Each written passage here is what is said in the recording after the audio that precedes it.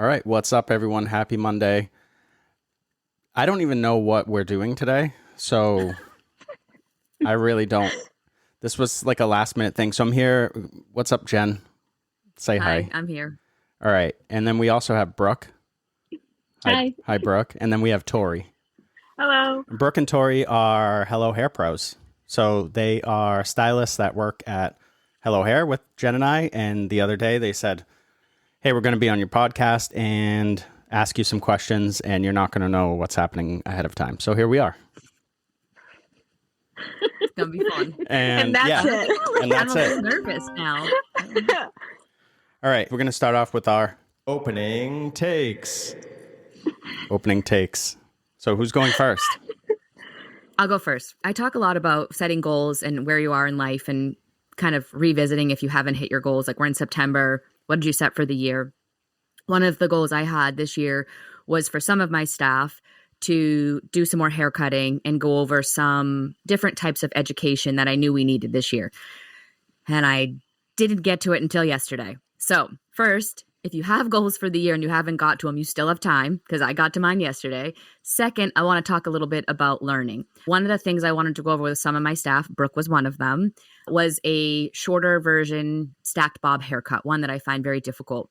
And one that I get a good amount of pushback while doing this haircut because nobody likes it. It's difficult and it's uncomfortable.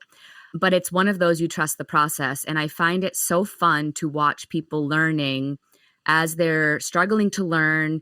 They're frustrated in their learning. But in the end, when they see the whole thing come together and they see how they can be so creative and how they just learned a brand new skill and then basically were really good at it, and they like smile and they get excited and they're so like they're just having fun.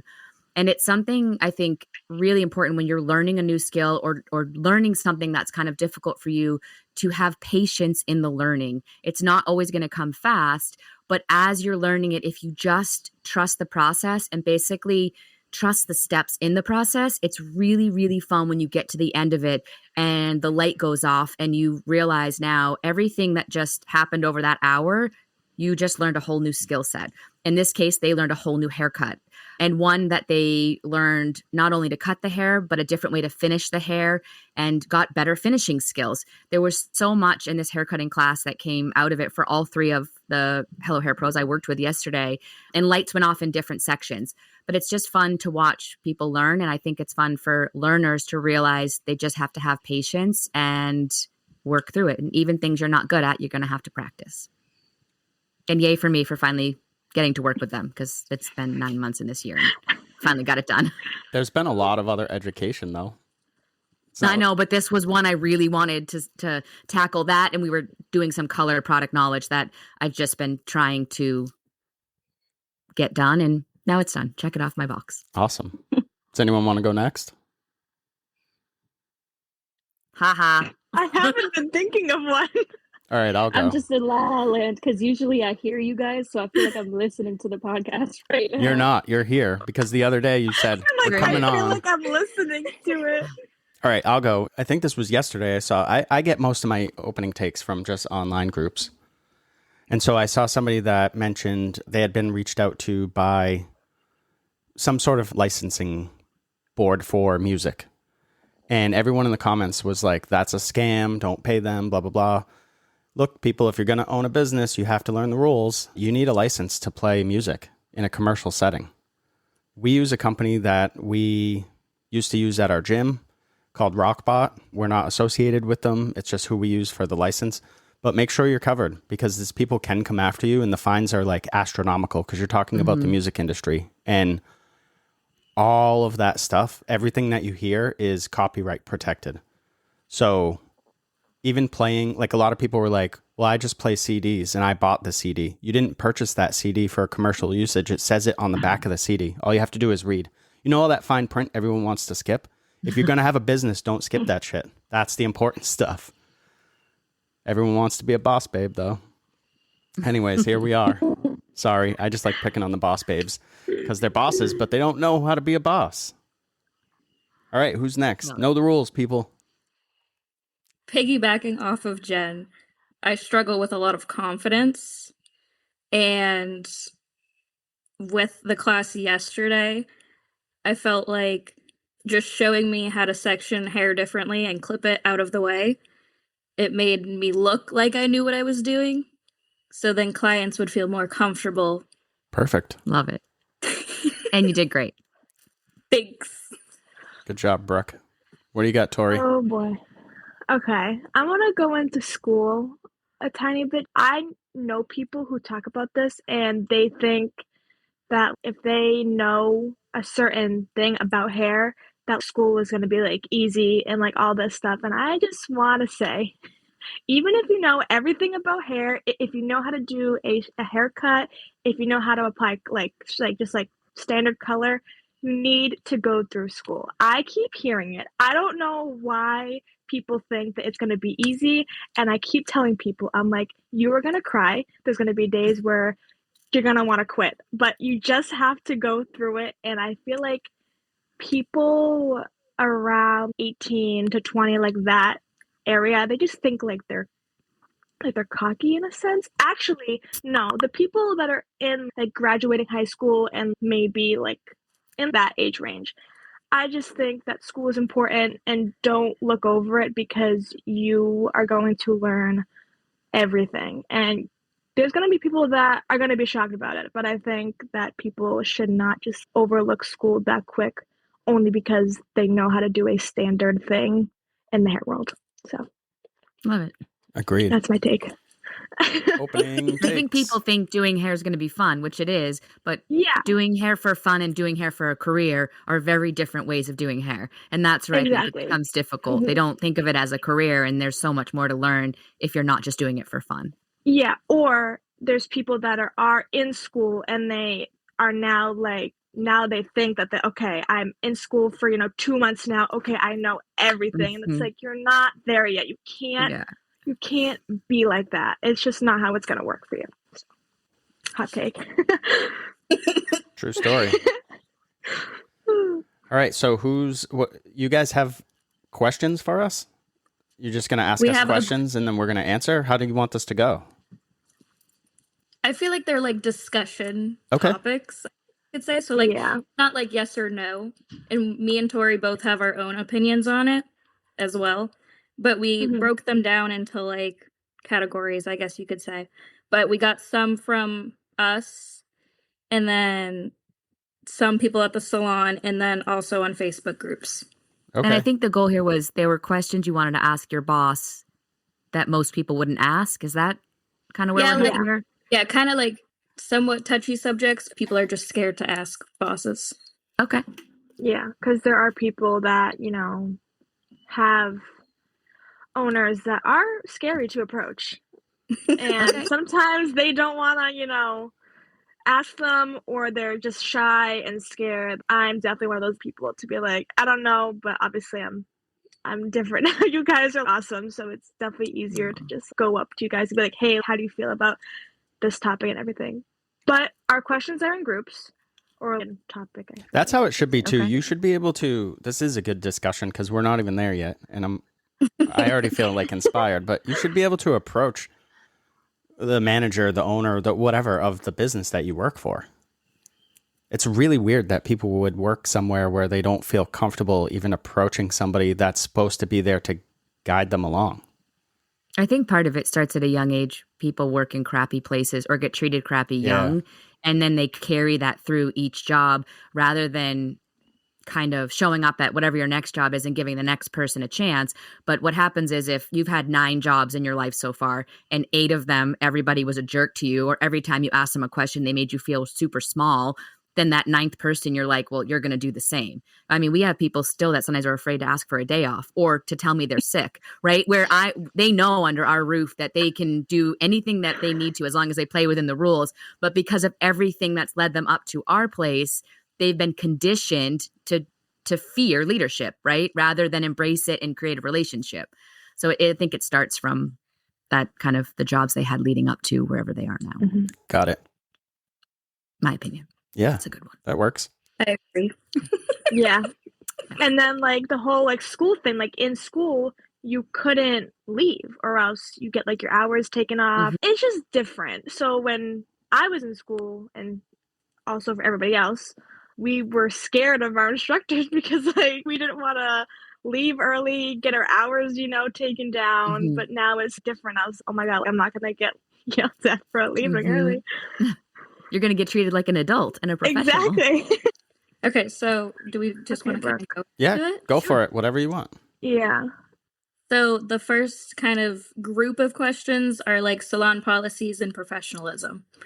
Okay. So the first one's, what are your thoughts on salons that have an all-black dress code, and do you think it adds professionalism, or do you think it kills creativity? You guys know my first salon was all black clothing. Did you know that? Yeah. Okay. I did not, no. Okay. Wow. Hello was supposed to be all black, but I went to Jen one day and I said, I'm not wearing all black. And there's nothing you can do to make me wear all black. So you can wear all black. So here's my 2 cents. I don't have a problem. Like if a business has that, I don't think it necessarily kills creativity. And I get it. You want some sort of uniformity. And if that's your brand, that's your brand. You know, those salons where everybody's in all black, everybody's wearing those really big, silly hats. Everybody looks the same. That's fine if you want that. I think that letting people express themselves through their fashion, through their clothing, whatever that looks like, is part of the creative process. And I think it attracts a certain clientele. And I think that depending on what you're looking for, like now there are some people that probably, and they wouldn't fit our culture at Hello, but if they couldn't dress themselves, we've had people in the past where we've had to make changes where we're like, you can't wear this. You know, you look like you just came from the beach. You know, remember when bike shorts were popular? Is that what they're called? Bike shorts. So everybody would wear bike shorts with a t-shirt down to their knees and flip-flops. And I'm like, yeah, you can't, that's a little too much for me, but that's my 2 cents. I think from my own experience with my last salon, the reason why we implemented an all black dress code was more so lack of leadership. So somebody would come in not dressed appropriately for work, whatever it is, whatever their outfit was. And my partner and I at the time, I don't feel wanted to have those conversations like, hey, your outfit's not on point. Like you're going to have to wear something else. It's not easy to tell somebody. So rather than deal with the issue, we just were like, everyone has to wear all black. And then we created stupid things like you can wear pink on Thursdays or something like that. I don't even know. It's ridiculous. But if you have a strong leadership and you're able to have these conversations, because we've had to have them with, hey, the outfit you have on today is not working. This is why. Again, not to hurt someone's feelings, but I need you to come in like this. If you can do that, I love the idea of what we have created at Hello, which is you guys get to dress your own part. And this is interesting because I had a client the other day come in that's been with me forever. And she was like, wow, Jen, your salon here isn't like a bunch of Jens, blonde hair, all wearing black, like everyone's their own person. So I think there's something to be said if you can allow your team to be creative in the way they dress, to express themselves. They will also attract clients that like the way they dress, like their hair being a different color. I don't want a bunch of me's running around. I like that each of you have your individual, nobody does, individual personality. But I had to, in order to have the dress code be, you guys kind of give you guys freedom, right? Within the rules, like cover your butt, cover your boobs, that kind of thing is like pretty much what it comes down to. I had to be a leader that could address that if you guys didn't come in an outfit that seemed appropriate. Now, sometimes you guys will even send me a picture like, hey, is this okay? Like, it's great. Everybody they truly care, right? They want to arrive as themselves and creatively, but they do care to make sure that there's a level of that is professional too. So, I mean, I don't diss the people that all wear black, but I think it generally comes from a place of poor leadership that you don't know how to have a conversation with an individual staff member. Yeah. Agreed. But thanks for making Hello Hair Code. Yeah. Yeah. Welcome. Should we add on the question about jeans? Because that kind of falls into the dress code. You go. Do you think that having on jeans is kind of like iffy to you guys? I mean, obviously not, but like some salons don't like allow them at all. So like, what was your input on those? I say all the time, right? If you want to dress your outfit down, hair and makeup should be dressed up because that makes it look trendy and fun, right? If you don't feel like doing your hair and makeup so much that day, probably make your outfit a little dressy. Just it's the balance of both. First of all, your hair has to be done to some level because we do hair, right? Like that's just where it needs to be. But I think there's a way where, again, it can be trendy and can still look professional and look good, right? So I don't have a problem with jeans. It's just I have the same conversation with all you guys, like hair and makeup on point. If the outfit's a little bit underdressed, then make sure everything else looks a little dressy around it. And then it still looks really great. I feel the same way. I like jeans. I mostly wear jeans. The thing is, have on some clean sneakers. Like something that makes it look like you're not, again, coming from the beach or taking a walk through the woods. You know, if you show up and you have on worn out jeans and an old t-shirt, yeah, that might not be, it's not that it's not appropriate. It's not that it can't work. It's just, what sort of clientele are you trying to attract? Right. Because your outfit will be part of that. Like at Hello, our target client is somebody that has expendable income, somebody that is maybe a professional, somebody that appreciates time. They value time. They value not only your time, but their time too. And those people tend to care about how they dress. All the time? No, obviously. Like I'll roll around in sweatpants sometimes, but I'm talking about running errands. Like I'm not going to work in sweatpants. You know what I mean? So, and again, we're open to having that conversation. The beginning of the year, one of the people on the team that was coming up for a promotion, one of the conversations we had at this next level, when you have new clients coming in, they're going to expect you to be dressed a little bit more professional. You're going to have to level up that game. It's not nice, mean, whatever. It's just reality. It's truth. And she agreed. She's like, totally get it. I'm like, there's just going to be a different expectation at this price point than what you had at the lower one. So you're going to need to meet those needs on so many different points. And you just have that conversation, right? And they're like, yeah, that totally makes sense. Cool. Got it. Done. Check it off. Because we realize we don't really have any official ones, how do you guys feel about business cards? Because I know we're big about the Google and all of that. But do you think like they work? I don't know. I had business cards when we opened. It was fun, whatever. I passed them out. Yay. I never had one come back. I'd give them to people that I would see out. I remember seeing a guy with a mohawk once out at a bar. We were grabbing a drink or dinner or something, Jen. And I was like, hey, not trying to be weird, but I'm a barber. If you ever need someone to cut your hair, like I think you have cool hair. I think social media makes up for that business card. And I think that's where people look. There's no information. Like the business card is old school. It sort of tells me where I have to go, I guess. But I like it as long as I know where to go. Most people use Google. Yeah. Most people were going to search on Google, or they're going to find you on Instagram or Facebook or TikTok or wherever.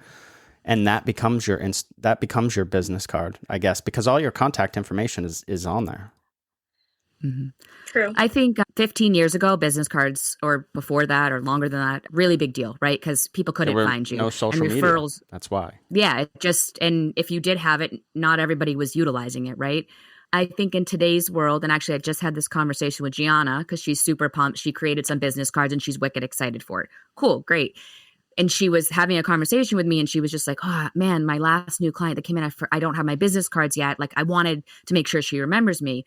So I think the business card conversation depends on where you work, because at Hello, and this is the conversation I had with Gianna, I'm like, Gianna, you didn't hand her a physical business card, but here's what happened the minute she left. She got an email from us asking, hey, how was your experience with Gianna today? Gianna. In 6 weeks, if she doesn't rebook, she's going to get an email that looks like it comes from you and Hello saying, hey, Gianna hasn't seen you in 6 weeks, would love to have you back in. So there's so many touch points that we use with all of the different marketing tools that we have to make sure you guys are supported while that client's not in Hello Hair Co. So a business card that might just sit in their wallet, they're getting emails and text pop-ups in between the appointment where they just left and the next one they come in, so that we can remind them who they saw, how great their experience was, all of these things. Then obviously that links them right back into our website, our booking, and all of that. If the salon you're working at doesn't have any of that, then maybe a business card absolutely makes sense, because they're never being reminded that you even existed after that service, right? Also, I think if it's creative and fun for you, go for it. But I do think in today's world, most people are using Google and then going through there. Again, like they come to our website, they're going to go to our bio page, they're going to look at your faces, and then they're going to go to your Instagram. But if you wanted that thing to hand out, go for it. And like I said, it just depends on, I think, what your salon does for the marketing outside of that client's experience inside the salon. I feel like the cards go towards more like the older clients that are, oh, do and you then have a card? Yeah, we have like the little mini cards, which I love because it just saves a tree, right? Like it's just trying to use, I know, but it uses less paper and whatever. They're wax. You can't write on them. I have a pen up there right now that writes really well on them. I tried recently. So I have one client that likes that as his receipt. He's in his 80s. Okay. So he likes me to write down, Todd, how much he spent plus the tip. And then I usually write the date on it for him, and it takes me 27 minutes to write it because they're wax. I don't understand who thought at wherever you had those cards made. I don't understand why that person that recommended that at the meeting, hey, let's put this wax coating on these cards that have blank spaces to write on it. You should be fired immediately. But they're cute. I don't care about cute. I need like practical. This big. Yeah, I know. I love it. So But they difficult are to write little on. trees. But I'm gonna add on to that as well. If anybody asks for a card, it's typically like the older people that want the card, and I don't have them like out at like my station because there's no like assigned station. I mean, I guess we could like have all of ours like in the middle, but like here I am like digging through my bag and trying to get it, and I'm like, I really should have these like organized out or something. But it's definitely like the older crowd that definitely keep cards for sure. Keep them at the front desk or keep them down behind the front desk in that little cabinet so you can you just know where they are. Okay, yeah. I have one of those, like one of the little signs with the QR code. We know. Yeah. We know. I've seen that. We know That's it's aggressive. huge. We know. She gets lost. It's like, now and then. Brooke. Hang it up at this point. Oh my god, it's too good. Okay. You want to do the next one, Tori? I don't care. If you want to do it, you can. Doesn't matter to me. Do you think loyalty programs like punch cards and whatnot help or don't help stylists? It depends. Along with like discounts and promotions and stuff like that. Ooh. Discounts, no. Discounts don't help anybody. And I'll tell you why. So when I had my gym, I think I've told this story a million times. I had signed up for one of those like companies that brings in, they do like a big discount and they advertise you and they get you like 1 million clients. And so I had a bunch of people come into my gym that weren't paying the same as my regular members, but were requiring more attention than my regular members, which is already now a double negative. And at the end of the day, just to keep this brief, when the next gym ran a discount, because those people that are looking for coupons are constantly looking for coupons. Again, nothing wrong with that, but that's not the type of clientele that I'm after. So if you're looking for a discount, you're going to tend to continue to look for discounts. There's always going to be somebody cheaper than you. Always. You can't compete on that level. So I think discounts just, those people are just transient. They're just going to leave to go to the next discount. So that hurts you there. As far as what was the other one? Like loyalty programs? Like loyalty programs, like punch cards, and then once they get to a certain point, they get a discount. True. They get something free. Yeah. Whatever. Yeah. So like that. I would rather put that energy into hospitality. I would rather you guys, like at our salon, I would rather you guys come to us and say, hey, this person's been with me for like 5 years. They're having a really tough time, or it's their birthday or whatever. And we'll say, you know what, their haircut's on us today. Or you know what, add some treatment or something, like do something like that to surprise them rather than, do you have your card? Oh, I forgot my card. Well, bring it next time and I'll give you an extra punch. Like, stuff like that is like really bland to me. It's not anything different. It doesn't stand out at all. That's just my preference. I know a lot of salons do that. I know a lot of salons do memberships where they have all these great discounts, and that's fine. But at the end of the day, we all need to make money to solve problems, right? We have problems. And it costs us money to turn the lights on. We need money for that. So the less money that we bring in, the less problems we can solve. The less money we can put towards education for you guys, the less money we have to take people out once in a while, all that stuff. So, and I guess for me, it's the generic, it just feels generic. Like you didn't try. You're just like every other restaurant, every other salon, every other business that does punch cards, and then you get something. We had tried something when we first kind of started, and we did get a good amount of people coming in for the coupon that we were offering, whatever it was, and they never came back. Like, we followed it. If you're lucky, you might retain 1%, like Todd said. So that was cool. You might have had a great month, but it wasn't a true foundation, because the next month, if we weren't running a different deal, then you didn't see those people return, or we didn't have enough newer people looking for the coupons to come back in. And what we are doing at Hello is, for you guys, is giving you a strong foundation. So at least hopefully you're like, okay, my paycheck is always this. I can count on it. So, hey, I want to buy that car. I know that I'm going to at least make this much every week, because I have these returning clients that come in week after week or month after month, or now it's been a year or two or what have you. And it's just a stronger way to build the business and to give you guys a stronger future. Again, we've talked about this too.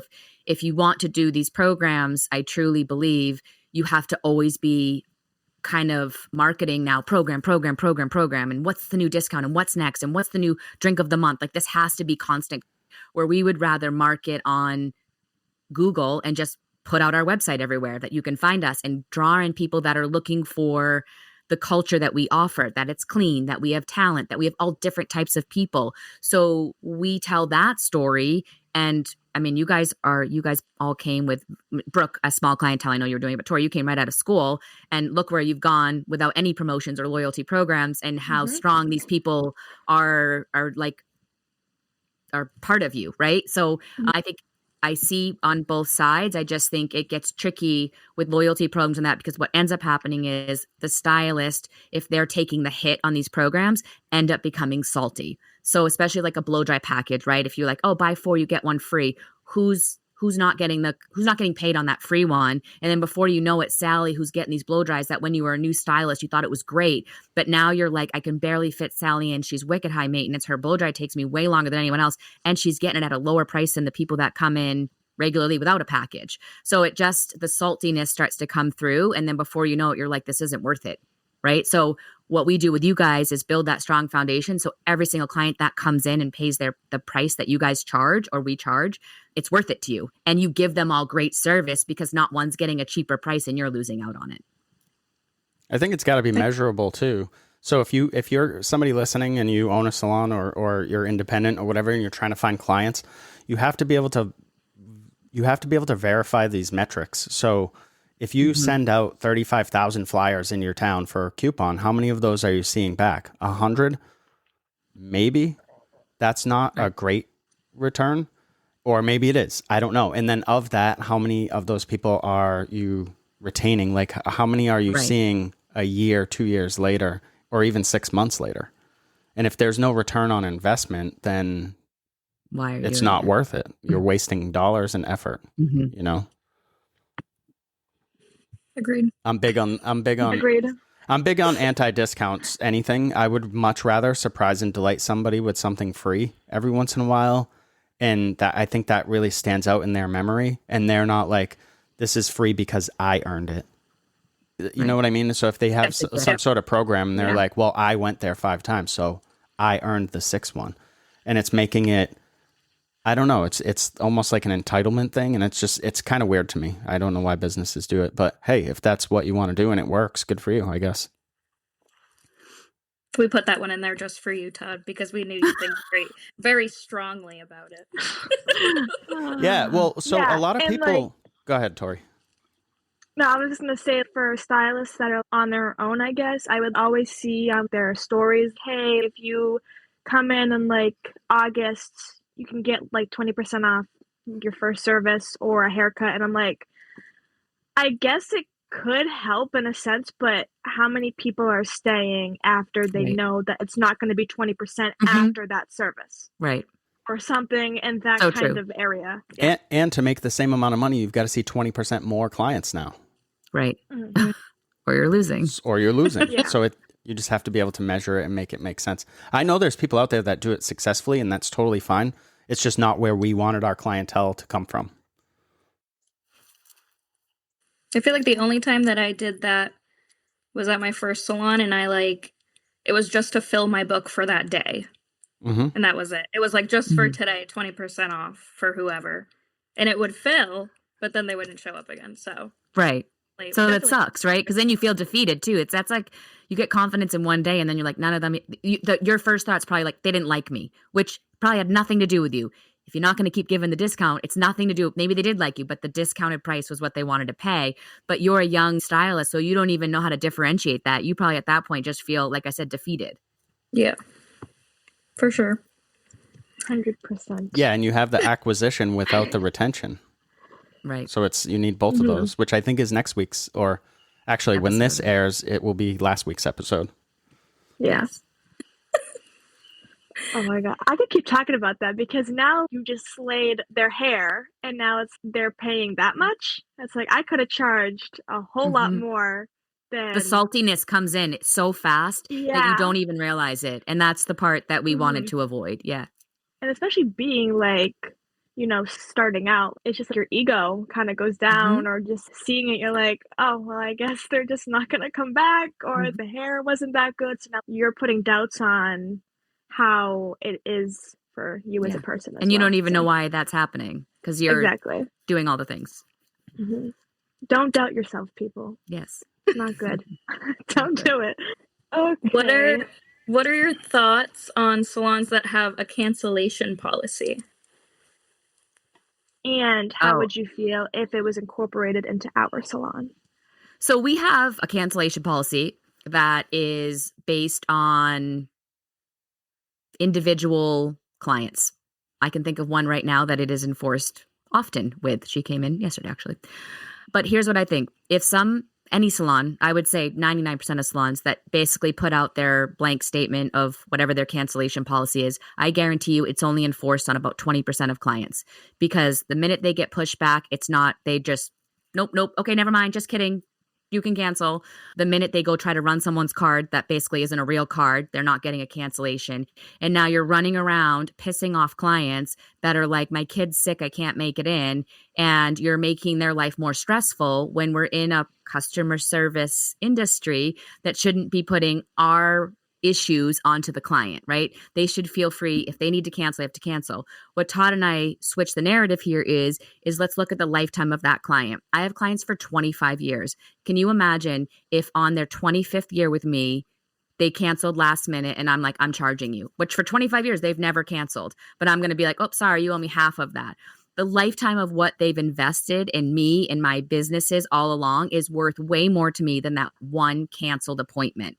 And I think it's low-level thinking to focus on the one time they canceled than on all the times they showed up, right? Everything they've done to invest in you and say, I pick you and I pick you again and I'm going to pick you for years. That should be the focus than the one appointment that was canceled because of whatever the reason was. I don't even care. Don't even give me a reason. I don't care.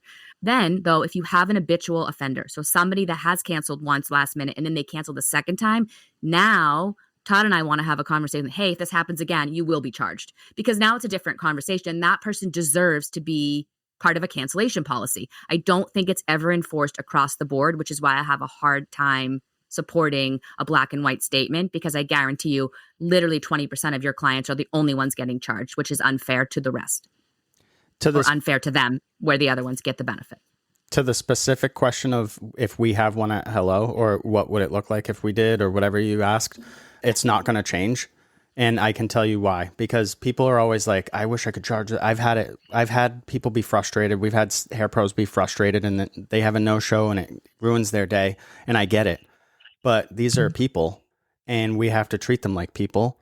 And so 2 weeks ago or whenever it was, I had somebody no-show me. And actually, to finish my thought first on the hair pro that I was talking to, I've had this happen a couple times. They're like, can we have a cancellation policy where we charge them? Look, you're mad in the moment and you're going to risk now pissing this client off and you don't even know what's happened. What if they were in an accident and your first thought is, I'm charging them money? It's just a really weird way of looking at it. A lot of people will say online, oh, well, your doctor's appointment, blah, blah, blah. Okay, whatever. We're not doctors. So there are differences. Anyways, back to what I was saying. I had a client recently that no-showed and I thought, that's not like him. My first thought was, I hope everything's okay. It wasn't. He was in the hospital. He was having trouble with his heart. And so how awful would that have been if I sent a text or I put out an Instagram post that was like, you're taking money from my family or whatever, all that passive aggressive bullshit that you see online. And this guy's in the hospital because he's having trouble with his heart. Do you know what I mean? So I think it's Jen and I really look at people, putting people first in everything. We tell you guys, our staff, you guys are like our clients. We put you first, and then your job is to take the clients and put them first. And I get that it's not perfect, but it's as close as we can fair. Get. It's as close as we can get. Yeah. Yeah. Yeah, that makes sense. I totally agree, especially if you don't know what happened. Why send a text? I need half of that service that you just didn't show up for. I just got a new client because of a cancellation policy that was enforced when she had called, and the girl was like, well, I didn't get your voicemail and I have to feed my family, so I'm charging you. And she was like, I'm leaving you. And then now that's how I got her as a client. And she had been with this girl for 10, I think 15 years. Yeah. Mm-hmm. And that's crazy. Probably pays more now than she did before. Yeah, she does. Yes. So yeah, good luck with your cancellation policies though. I just think we'll absorb them all. We'll absorb all the clients that want to be treated like human beings. Yeah, well, it's people that like a bot or something. Yeah, it's people that value time. That's our clientele. And is it 100% across the board? No, because it's never going to be perfect. We're always going to have no-shows. I had a day where I had every other client didn't show up. Oh, I remember. Do you know how frustrating that is? But you know what you do? You get over it and you move on. And you're like, most days aren't like this. Like, who are you to think that you shouldn't have a bad day here and there? That builds character. And if your first thing is to go on defense or offense rather and attack people, I don't know. I question if you should be in the service industry. True. All right. To kind of go off of that, do you feel, okay, wait, hold on. I got to figure out how to word this a little bit better. I guess, how do you feel, because there's some stylists in the salon that have, I guess this has happened to. How do you feel about stylists having limited days that they can take off? And if they do take days off, they have to make up those days? That doesn't happen at our salon. No, I'm saying it's happened to people at the salon. Like when they worked at other salons. Previously. Okay. Other salons they worked at, it's happened. I was like, no, the hell it hasn't. No, hello. I think I think that the majority of small business owners don't really have a grasp on how to run a business. So what they do is they take a model that they think is going to work or that they've worked under, and they think, I can do this better. And so they do the same exact thing. And I think that making up hours is weird. It doesn't make sense to me. So my last salon, I was a dickhead owner, and we had blackout dates. So you could not take days off from some part in Thanksgiving, some part in Christmas. I have no idea. I don't remember it exactly. I'm just going to black it out because it's embarrassing to even admit it. And we were one that was like, 2 people are off on Saturday. The rest of you have to work. There's no more time to take off. And we also would be like, well, if you do want that Saturday off, you have to find someone else in the salon to work it. Having said that out loud, I realize how awful that sounds as an owner. Personally, I wouldn't ever run a business like that again. Plus, because you guys have your own clients. So for me to say, hey, Brooke, if you want that Saturday off, you have to ask Sarah to work for you. Well, your clients aren't Sarah's clients. So this makes no sense, right? Now, having said that, in our salon where we give freedom, flexibility, if everybody wants the same Saturday off, we're going to close. Like, we've set our business up that it's okay if that happens. But also within this now cultural difference of not making people have to make up time or making people feel guilty about taking time off or saying no for time off, what we've created is, and you guys have seen it, when someone does want a day off, someone else is like, can I work that day? Let me see if I can get some new clients. So I think there's a scarcity mindset of like, well, if you take that off, then I'm going to be turning away business. So someone has to work it or you can't have it off.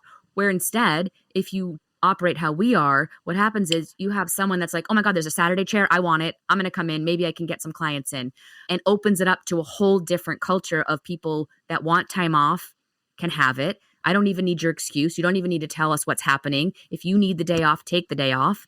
And then there's people that are like, I'd love to see if I can build on that day since that chair's open.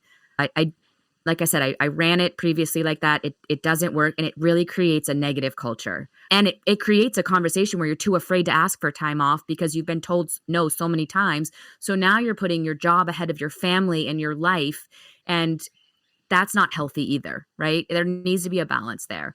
Now, if we have someone at Hello that was asking for time off over and over again, and then they came to us complaining, I'm never building, well, there's a different conversation to be had there, right? We want to give you freedom and flexibility, but then you can't complain if like you're not getting busy enough on certain things. And everybody knows that. And I think that's why people respect it so much, right? And they take off as much time as they need, but they also are there and present on the times that they are supposed to be working. I think too, we're not necessarily turning away business. If you have regular clients that you see and you need to move them because you're sick or whatever the reason might be, you just got last minute tickets to a concert, whatever, like you should live your life. So if you move those clients and they're fine with it, I wouldn't move your clients constantly. It's just something we coach individually. I guess it's like the cancellation policy. But we're not necessarily turning away business, and we've had people quit over this before. We had somebody that was like, I don't drive in snowstorms, and we were like, that's fine. You don't have to come in. I get it. But also, those clients that we booked for you, I'm going to move them to somebody that is coming in, and then that person freaked out, and then that person doesn't work for us anymore. Like Jen was saying, you can't not come in, but then complain about your pay. Or you can't take the day off and then complain that we gave clients to somebody else. Like it, right. I might There's get such an a balance email. There. Yeah, I get a ton of emails, and we get obviously phone calls and stuff for people reaching out. And if I look at the schedule and I'm like, oh, Tori would have been a great fit for this person. She probably would have been the ideal fit, but she's not here today. And this person wants to come in today. Brooke is here. Brooke will take care of her. So I'm not going to turn the business away because somebody needs a day off. I guess we just look at it different. And we don't have our business set up to fail in one day. Like if we didn't have a Saturday a month, it wouldn't really affect us. I mean, it would affect us, but we would figure out, where we're not to go limiting from there. it to only so many people can take it off. So then you're rushing to get in there. It is what it is. Well, I feel like at the same time, if you're going in, like when I go in on like a Sunday here and there, if it's open long enough, it's usually clients that I know. But if you're on a certain day and you're taking new clients, I feel like there's that risk where they're like, okay, I only want this day. Or like that is the one day that only works for them. So and imagine you don't work that day ever again. Exactly. And then you're kind of in another weird funk for that. So let's see. Oh, this is a good one. How do you feel about stylists taking side opportunities outside of the salon? There's a lot of, I don't know. I feel that it's none of my friggin' business what you guys do outside of work, as long as it doesn't affect Hello Hair Co. And actually, I mean, I know you guys know this. We're super supportive. I had to watch my word there. Yeah, I think if it's not like it's you do you, right? As long as it's not affecting Hello Hair Co. and we still operate, it's yours to do side jobs if you want. Our encouragement is always make sure you got some insurance, make sure you're taking care of yourself on those things. But I mean, some of you have side actual jobs, right? And then some of you do weddings on the side or certain things like that. That's yours to do. Some of you have come to us like, hey, I have this wedding coming. Should I do it through the salon or on my own? And Todd and I will lay out, if you do it through the salon, this is what it looks like. If you want to do it on your own, go nuts. Like I will have nothing to do with that. Some come through the salon and some don't. It is what it is. I don't think it's ours to control what you do outside of the salon. Like I said, unless it's negatively impacting the salon. I feel like it was a big topic on, I don't remember what Facebook group I was on, but they were like, their boss wants some part in the wedding. I've seen it. And all of that. So I wanted to see how you guys felt about that, even though we literally do it all the time. Yeah, I was saying it. I think that happens too often. I don't think there's ever been a problem with that. I think because we treat you guys like professionals. We respect you guys immensely. And I know you know that. I know you feel that. So in return, we get that same respect back, right? If there's a client through the salon that wants a wedding, we're going to do it through the wedding. If you guys have people that you're doing on your own time. Do it through the salon, you meant? Yeah, like the salon clients come through the salon. If you have your own people that want you to do it, it's none of our business. If you need a day off to do something, I don't need to know why you need the day off. Like I said, unless it came down to you're like, wow, I'm never busy on a Saturday. I'm like, well, you took the last 6 off, so that would be why, right? Different conversations. But it's never been an issue. I've never understood that, how it's anybody's business what you're doing outside of work. Unless, of course, like Jen said, if I found out you were, and I get it, people don't own clients, but if I found out you were taking our marketing and then taking the day off and doing everyone's hair that booked in, you know what I mean? That would be kind of shady, but that wouldn't be a good fit for us because integrity is one of our core values, and that's not integrity. Integrity would be like, hey, I want to do a side hustle, and then I will literally sit down with you and show you how to do it if you want and help you. Like Jen and I will support you in what you want to do, and we'll make sure that you're doing it correctly and that you are protecting yourself, because that's a big part of this industry too, is it's kind of a free for all, and everyone thinks they can make up their own rules, and just because they read it on a Facebook group, it's true. But oftentimes it's wrong, or it's really bad advice. Looking for questions, I did realize how often people are looking for answers on Facebook groups that they probably shouldn't even be asking. But correct. Some of the stuff I see in business owner groups is, I'm like, you need a lawyer ASAP. Yeah. You don't need Tim from Nebraska on his keyboard. Timmy. Yeah. You definitely don't need Tim from Nebraska telling you about your legalities and stuff. You need a lawyer. You're about to get sued. All right, we got a few more because I feel like we've been answering the questions as we go, because that's just, I love it. How do you guys feel about level systems as, like, for stylists? Like, they all have to hit the same sales, same all of that to level up to that next. Can I just say I hate that? I love that part. I think it's super old school. Again, my last salon, that's how we ran it. I also think it caps out. So say we only had 7 levels at Hello. Then you're on level 6, you get to level 7, you're like, well, what's next? I can never grow. I can never go past this, right? Also, it puts everybody, to me, in a box. You're treated the same. You have to hit this, this, and this, and you get it. What if you missed it by like the smallest amount? The defeated part of that would most likely put you in a tailspin of like, do I want to be here? Should I be doing hair? Can I even do this? Like, you guys are a generation of like high anxiety, lots of self-doubt. Like, it's just where you are. It's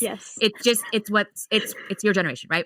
So that type of level, I feel, would create such a stress on you guys that the ability for you to learn and be creative, a hairstylist, would become number 2. You'd be first being like, I got to hit these numbers, or I'm never going to grow.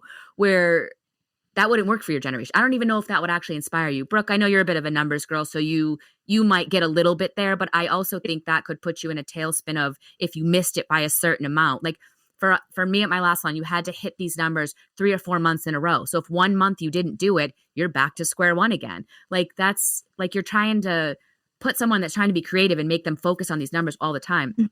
So I think like what we do at Hello is we just have percentages that we look at, a range. Yeah, you both just got promotion. We do have levels too, by the way. We just don't advertise it that way because who the hell knows what you're talking about?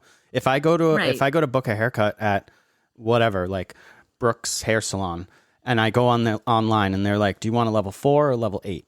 Huh? What, you might know what that means, but you're in this industry. Nobody outside of the industry knows or cares what that means. It's also it's also like if you went to a restaurant and they were like, "Do you want a 2 server or an 8 server?" What?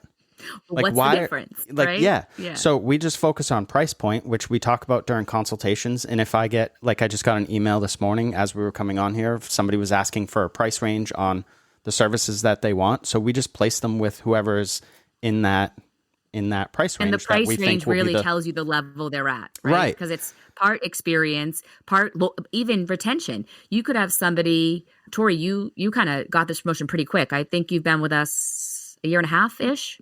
2 almost years.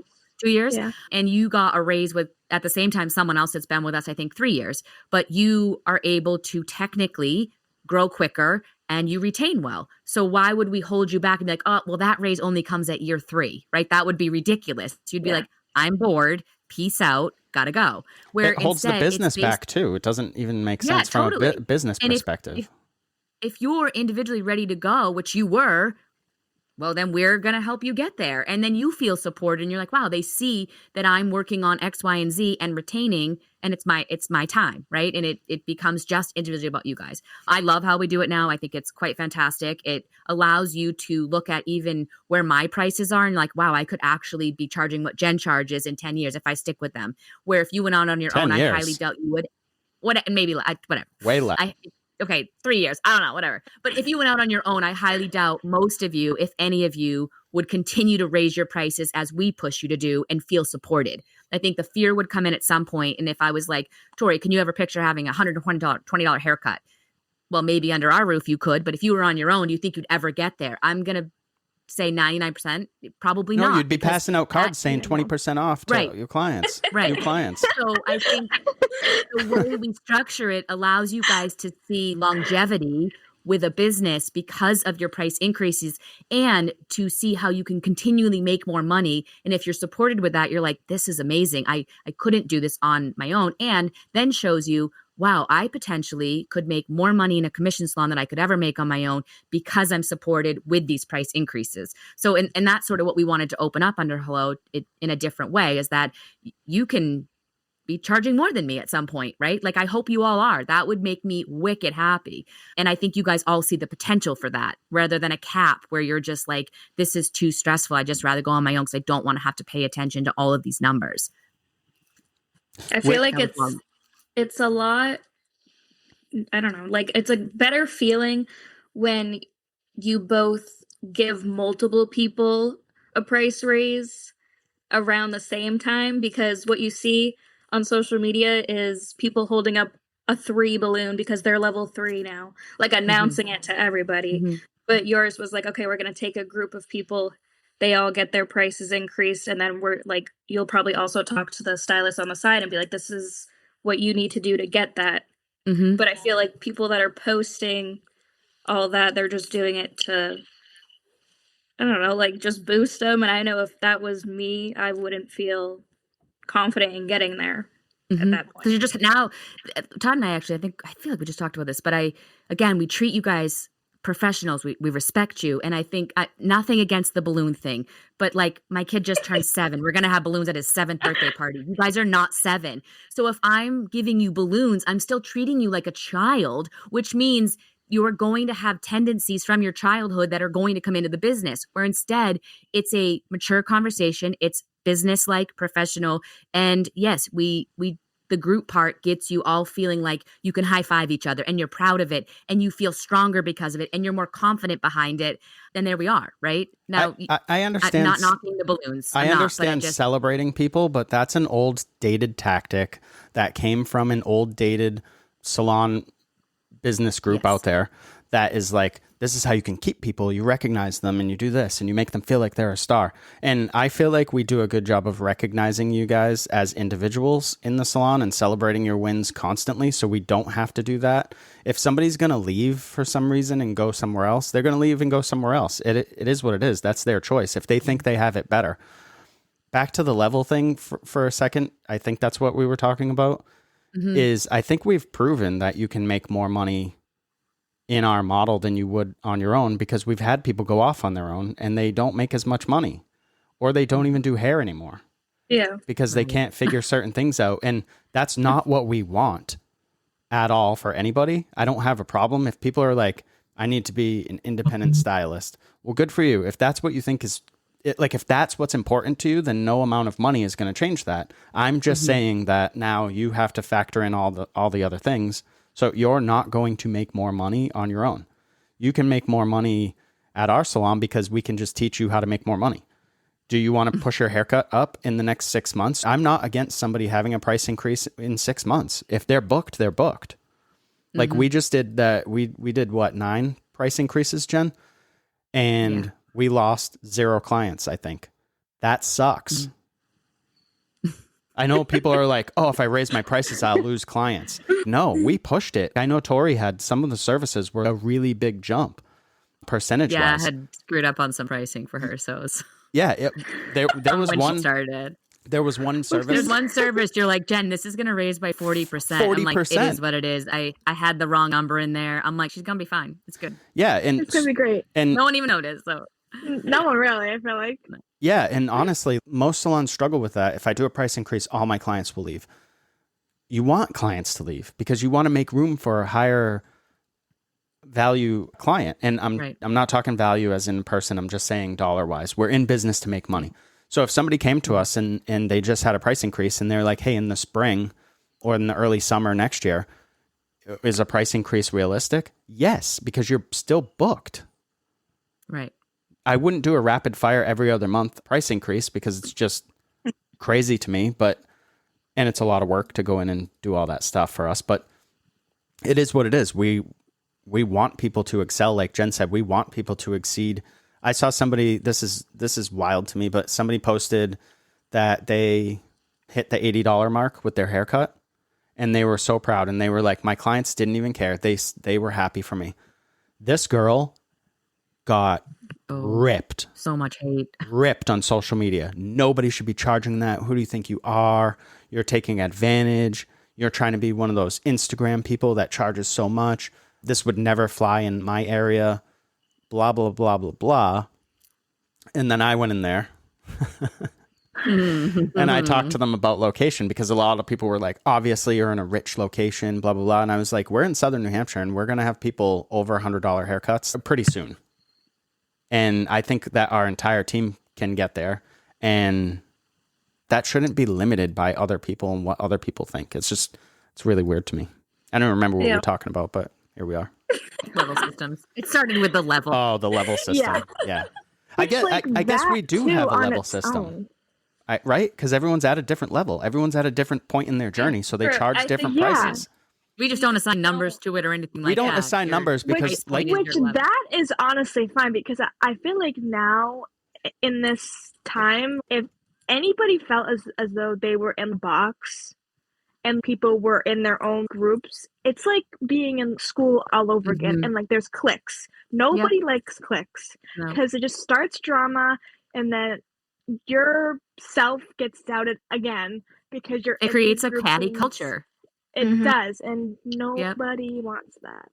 No, we've had people that have had issues with it. So Jen, when Ava was your apprentice, she had a higher price point on her haircut before she was licensed as a cosmetologist than someone else that was on our team. And that person had a major problem with that. And I sat them down and I said, I'm going to tell you two things right now. Actually, three, I think it was. Number one, you should stop comparing yourself to other people because that's going to make you miserable for the rest of your life. If you take anything from this conversation, take that. Number two, she has demand. You do not. And number three, it's not going to change. And that person doesn't work for us anymore. And I'm not being a jerk, but it just is what it is. When people have demand, they're going to get a price increase because that's how business works. Right. All right, wrapping it up with the last question. Okay. We're putting it into like two, I guess. All right. So we had talked about previous employees. Say one had left on good terms because they had better opportunities, but they realized just say the name. I don't have a name. He's like, say it right now. I can't say the name. Just tell us. Definitely, like, the way I would see it is still your loss kind of thing. But would you ever consider taking someone back that was on good terms, that was like, that wasn't the right path for me? Will you take me back kind of thing? Do you want me to answer that? Jen? Sure. I think we know your answer, honestly. Yeah, so here's the deal. I would wish that person well, and I would say we can have a conversation, but probably not. And the reason is, the reason for the conversation is because people can change and we can change our minds, and we're allowed to do that. We're allowed to grow and whatever. But the thing is, I would be like, if you didn't buy into what we were building here, what's changed? And you would have to really impress me with what's changed. And it's not just, I'm going to see if I can make more money. And if I can't, then you're going to be my fallback. And that's what it almost feels like. And we've had that conversation with people before. We've had people that are like, hey, I'm leaving to go do my own thing. Hopefully, if it doesn't work out for me, I can come back here. And I'm like, I'm not into really being your safety net. You know? And I think that we have enough younger people coming up, and we have people coming on hopefully soon, and we have enough growth that it just is a natural flow. And I think it would be really weird if people were sort of coming and going, you know, if somebody was like, because we have people that, well, like Emily, she owns her own business somewhere else. So she already knows. Right. But that was the agreement beforehand. We have someone that rents a chair somewhere else, you know, in their local town. I don't have a problem with that. But if you leave totally, then I would be like, you probably didn't value enough of what we have to offer. Not in an ego-driven way, just in a, Jen and I worked really hard to build our mission and our vision for what we want this company to be. And we really want it to be about the team, about the people. And if you can't see that, then again, no hard feelings, totally fine. But I'm not into being a safety net. I feel like if anything, if they say it was me, which it would never be me, but say it was me, I would literally be like, just message you guys and be like, oh, sorry, I was an idiot and left because, like, you know what I mean? Like, you can't see it, and it's like, you would miss out on a lot if you left, kind of thing. Well, but it would be like a sorry for not seeing it. It gets easy. Yeah? It's easy to I get made a sucked really in. big mistake. It's easy to get sucked in because the grass is always greener, right? Especially with social media. I see people all the time that are like, you know, I'm whatever, doing all this stuff. I know they're not doing that. I know the person. Like, they are not doing that stuff.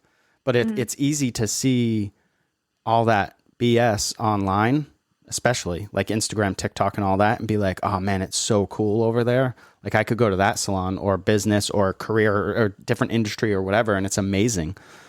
It's not always. So just, I would say, be careful to people out there. If you are considering leaving, if you're in a good situation, I guess try to make it even better before leaving, which is another thing that's important to Jen and I. Like, I think we're super approachable. Like, you guys could come to us, and you could come to us with anything. I'm not going to judge you. My first thought is always, is this person going to be okay? Like, Jen told me something one time. It was the offsite question. I think it was a wedding. Somebody was like, I'm going to do this wedding. And I was like, make sure that they have some sort of liability insurance. That was my first thought. My first thought wasn't, how can I make 50% of that? Do you know what I mean? Like, so we really try to make it about the people and care about people. And if we were missing the boat on something, like when we did our one-on-ones in January and February of this year, Jen laid out where she had felt like she let some people down because she was dealing with stuff that outside of work that was like heavy stuff. She lost a friend, you know, and it's not easy to sit down and be like, hey, we feel like we kind of let you guys down. Here's why. And obviously everybody understands that sort of thing, but we want to be even better. Like, how can we be even better? How can we, next time that happens, hopefully it doesn't happen for a long time, but if that happens again, how can we still be here or still offer support, or what can we do? What systems can we build? What, you know, how can we elevate? How can we make it so like, okay, Brooke and Tori, we really need you guys to step up because we're not here, or Gianna or whoever, you know what I mean? Like, stuff like that. It's about constant evolution, I think. What about you, Jen? What he said. I'm not going to repeat it. So you're not taking people back?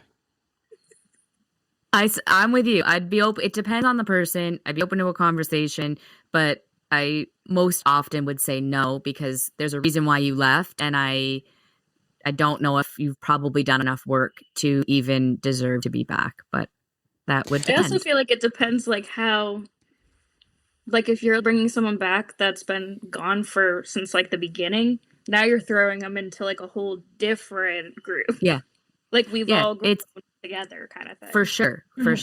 It's always protect the team we have first, and protect the team we have, meaning everybody that wants to be there, right? You guys are our first priority. So I think it's even that. How does that change the dynamic? What does that look like? Like I said, the conversation, it would be entertaining. I can generally always learn something from a conversation. So I absolutely would be open to that. But more often than not, I'm going to say it would be, you didn't see what you had when you were here. So I'd probably not enough growth to see it even now. We'd probably still be a placeholder for what's next. Agreed. We got a little dream team going right now, so we do. We really do, honestly. Yeah, it's amazing. Final question, unless Tori has final. I don't even know where we are at this point in this list This is of great. questions. Like, we've been skipping everything. Like, is there a topic that we haven't like gone over? I'm like trying to follow along, just like going everywhere. Trying to go with like where we talk, and then it just jumps to the next one. Okay. Like I'm glad you're on board. The final one is, where do you see us, you guys, and the salon and team in 5 years? Ooh, that's a good one. I'll go first.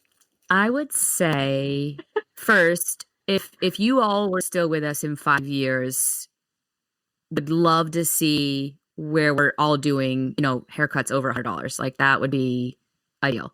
Or price points where you guys would look at your former self and be like, I never, ever, ever thought I would be this successful.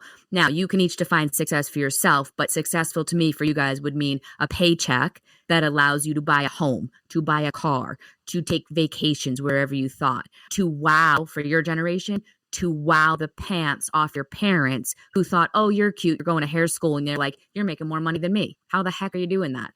Those type of things that would be like, oh my goodness. I got out of school. I thought I'm going to work at the salon. I'm going to go out on my own. I'm going to make all this money. And I'm making way more than I ever expected, still working with the team and with a leadership and in a salon that's truly, truly pushing me and believes in me and sets goals for me. And I'm excited to hit them. That would be first. I think second would be for me is whatever goals you individually want for yourselves, to lay those out in 5 years and see what else we could do to make those bigger. Really just stuff that I think when you're under good leadership can drive you to get where you want to be faster and then put you ahead of that in ways that you never saw, right? If we only surround ourselves with each other for the next 5 years, we're only going to see certain amounts of things. Like, you're going to be like, okay, I wish I had a car. Well, I want to be like, okay, what's next? Well, I never thought of buying a house all by myself. Imagine if that becomes one of your goals. So for me, it would be to change your perspective or whatever your goals are, to make them bigger, to make them better, to get you somewhere that you never thought you could be, and to do it within 5 years, to where, like I said, you're proud of yourselves. And for most of you, it would be that your parents are proud of you, because that's the generation you're in. Like, your parents are just like, wow, I'm so proud of you. And to be doing it all together, that would be obviously the coolest adventure ever. For me, it would be for the staff. It would be for you guys to still be inspired, to still be excited to work with Hello, to still be doing the things that are fun in this industry and not losing it to sort of complacency. And I know we talk about that a ton, but to still be pushing the envelope of what's possible for you as an individual. For Jen and I, it's really just proving our business model, because I feel like it's a unique business model. And I feel like we've been doing it going on 6 years now, 5.5 years, whatever. And I feel like it works. I feel like everybody's happy.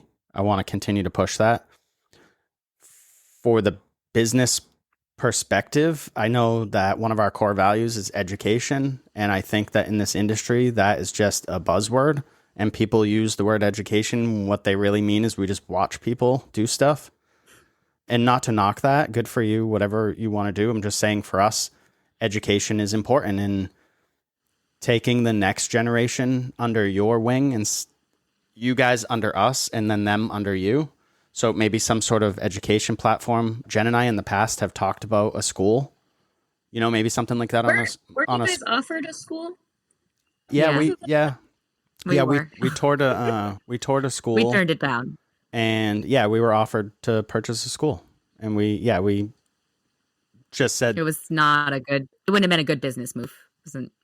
It would have had to have been a complete teardown and rebuild. So we were like, we're not really purchasing a business. We're purchasing like your lease agreement and everything else. But could we have done it? Yeah, but we were. Yes, we were offered a school. Yeah, we were offered a school, but it wasn't.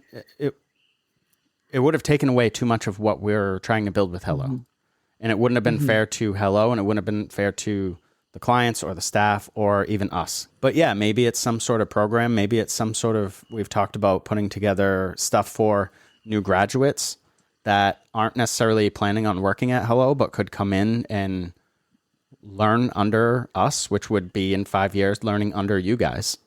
You guys would be teaching these small groups and then sending them off to find success at whatever salons they work at. And I think that comes from a place of actually like caring. Like Jen and I actually truly care and we want to help people succeed. And so I don't have a problem with teaching somebody something and then having them go to another salon, because I guess I don't have a problem with that. You know, I think that a rising tide lifts all ships. And if you don't believe that, then what's the other saying? The cream rises to the top. So be the cream, I guess. I don't know. Did I even answer the question? Yes, you answered it. I did? Okay. think. All right, cool. Be the cream. That's the answer. Be the cream. That's pretty much all we can. But in 5 years, I'm definitely still going to be with you guys. So Great. So I can't wait to set some goals and crush them. I don't even like doubt anything. I'll still be at the salon 100%. We'll be just having parties all the time. Yes, always. And if in 5 years we're all still there, I'll get a 5 balloon. We got the balloon coming or maybe however long you've each been there, you each get your own balloon. It would be a 10 at that point. Party. Yeah, some's a 10, some's probably even a whatever. We'll get balloons. We're not getting balloons. Everybody will have a balloon and we're all going to post it. It's going to be great. Yeah. My balloon will be like number 29 because I've been doing hair for so long. I don't even know. My balloon will be popped. It'll be great. Of course it will. It's like, I'm not holding a balloon. I can't. Oh my god. That's pretty, well, thanks guys. This was super fun. That was it? Did you have fun doing it? Yes. That was it. Great. All right. Tori, it's your first podcast. Congrats. First podcast. Yay. I need a balloon for number one. You need a balloon. You do. You need a balloon. So many people out there are going to be offended by this. I know. First podcast, guys. I made it. All right. I guess that's it. That was a long one, but helps. Yeah, definitely. I think that'll help people out there. I don't know if people have specific questions too, reach out. Like if you're listening to this and you're in those Facebook groups, you can reach out to Jen and I, but I'll reach out to our team too. I'm pretty sure everybody is happy to help people out there and explain. Give some solid, real advice. Yeah, and I always leave it with, this is what I would do because this is what I've seen work and what I've seen not work, but you have to figure that out on your own too. I'm always up for offering advice to anybody like that. We've had people call and we've done phone calls with people and they just need to chat it out sometimes. And then they figure it out and they're like, I'm all set. Thanks so much for the phone, the time. Like, yeah, sure. If we have the time open, we'll help. So, but definitely if you're listening, reach out to our team too. Follow them on Instagram or TikTok or wherever everybody is. Because I know everyone's all over different platforms. We have a TikTok too, right? We do have a TikTok. Do you still run it? Oh, I forgot about it. Things here and there. Yeah. I started it back in the day and then I was like, I'm not doing this. I am not. You were doing some cool edits. I'm not dancing around on TikTok. It's not going to happen. Anyways, thanks for listening, everyone. And thanks, Tori and Brooke, for being on. Appreciate your time. Oh. We'll do this again soon. All right. Thanks, guys. All right. Bye, everyone.